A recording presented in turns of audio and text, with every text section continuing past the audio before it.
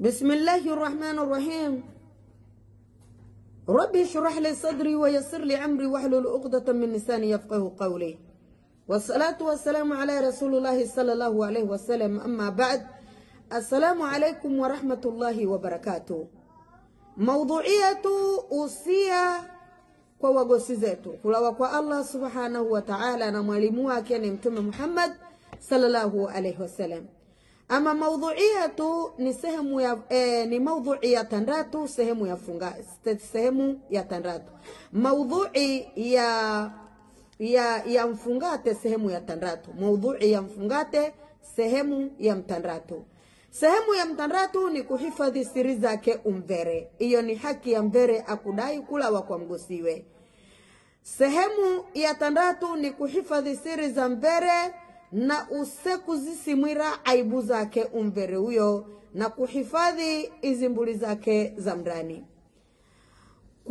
Kuhusiana na kauli ya Mtume, rehma na amani zigaluke mnanga mwake, haja akagambe hakika miongoni mwa wandu wakunga wakagaluke na sehemu hii ya kufikira longozi kwa Mwenyezi Mungu subhanahu wa ta'ala siku ya yaumul qiyama, ni mgosi yeye akikala faraka na mkaziwe, ni mgosi ekale faraka na mkaziwe kwa ajili ya ibada ya tendo jandoa, alafu niyo alava izi siri zake kwa ise. Hadisi ni Sahihul Muslim, juzu ya kaidi ukurasa wa mbokolo na mirongo mtandatu. Hadisi namba ni 1000 na mfungate.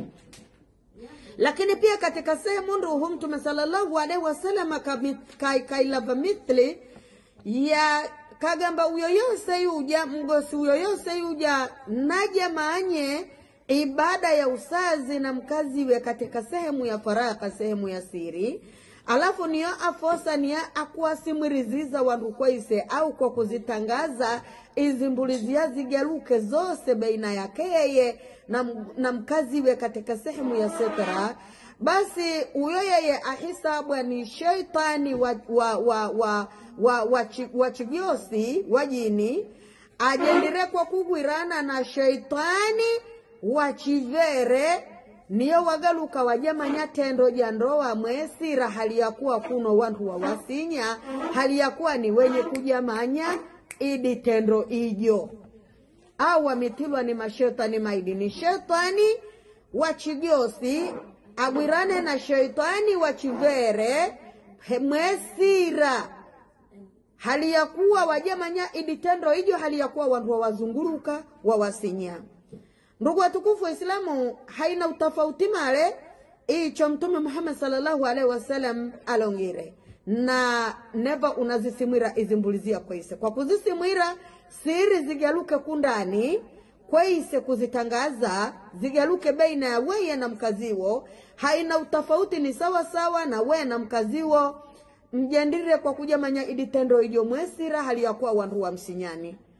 Kwa sababu ya mbwani neva unekala hadharani niyo wengira kusimwira kadha kadha kadha kadha kadha kadha, mnamuone chiro kadha, mnamuo kadha, mnamuo kadha, mnamuo kadha, kadha ndugu yo kadha, ndugu yo kadha, ni sawa sawa na iditendo dia wadijamanyiza mwesira, hali ya kuwa wandu wa mzungulukeni wa kujinka mwesira wose wa msinyani, hali ya kuwa nyue mkujamanya iditendo dia.